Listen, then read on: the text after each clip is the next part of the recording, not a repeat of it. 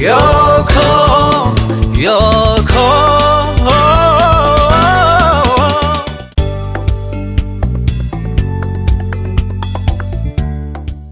Akkam jirtu abdiin jedhama.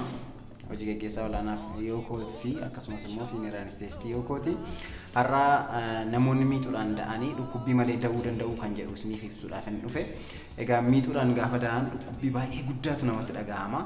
Keessumaa saayinsiin maal jedhaa lafee caba lafee kudhanii olii ta'uu danda'a jedhama. Lafeen iddoo kudhan yoo cabee dhukkubbii miixuu wajjin wal qixxee ta'uu danda'a jedhameeti kan kaa'amu.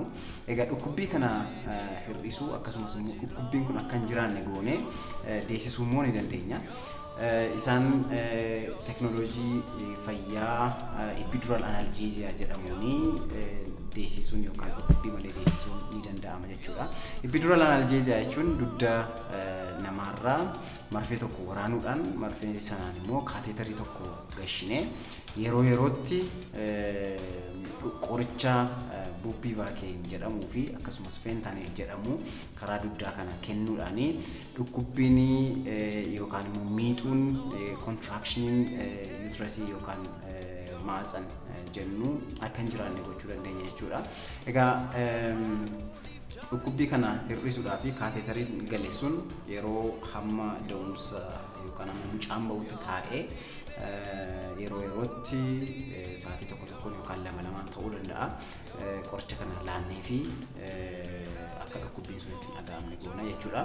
Tootaalii dhukkubbiin yeroo miixuu jiru utuu hin dhaga'amin garuu immoo maatsaniin mucaa baatee jiru gaafa inni kontraakt godhu fiil gochuu hin danda'ama.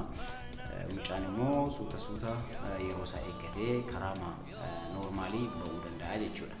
So egaa epidural analgesiaan kun faayidaan isaa inni guddaan dhukkubbiin akka hin jirre ni godha.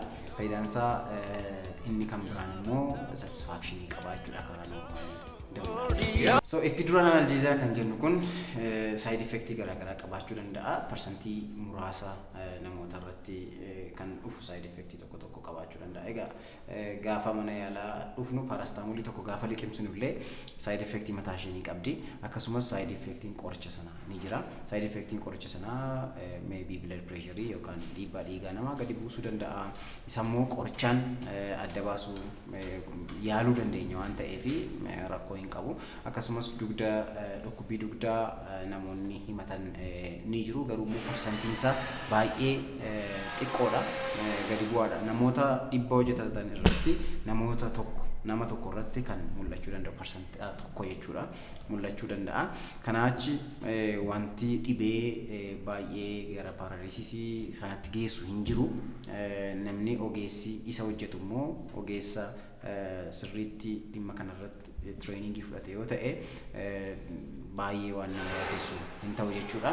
Kanaaf Yokootti epidural analgesia kanaan ilaalla. Namoonni karaa miixuu da'uu barbaadanii dhukkubbii isaa sodaatan gara Yokoo dhuftan epidural analgesia sarvisiisaa yookaan tajaajila isaanii argattu jechuudha. Yoko, Yoko, Yoko.